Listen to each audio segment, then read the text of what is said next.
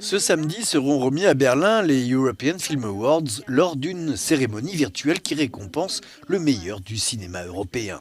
Il y a un mois précisément, les nominés étaient annoncés à Séville, des films en provenance des quatre coins de l'Europe de grande qualité sélectionnés et récompensés souvent dans les grands festivals ou même pour les Oscars. Nous avons reçu sur notre plateau par Zoom le directeur de la European Film Academy.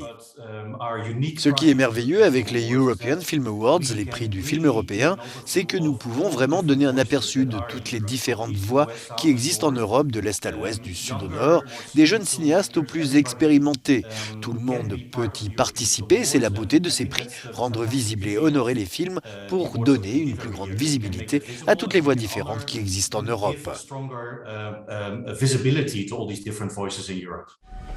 Des voix comme celles qui viennent de Scandinavie, avec ce film finlandais tourné en Russie, compartiment numéro 6, Grand Prix du jury à Cannes. L'histoire de deux solitudes qui vont se rencontrer pendant un long voyage en train.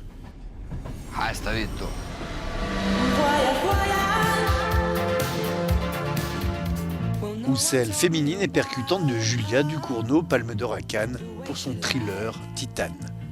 L'acteur principal du film, Vincent Lindon, nominé pour le prix du meilleur acteur européen, nous a parlé d'un cinéma qu'il affectionne beaucoup.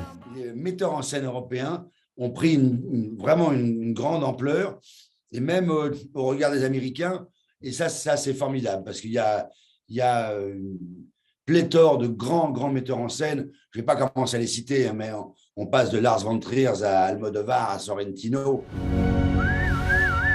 Paolo Sorrentino, justement l'un des favoris pour Sa main de Dieu, produite par Netflix, un film quasi autobiographique sur Naples et le cinéma.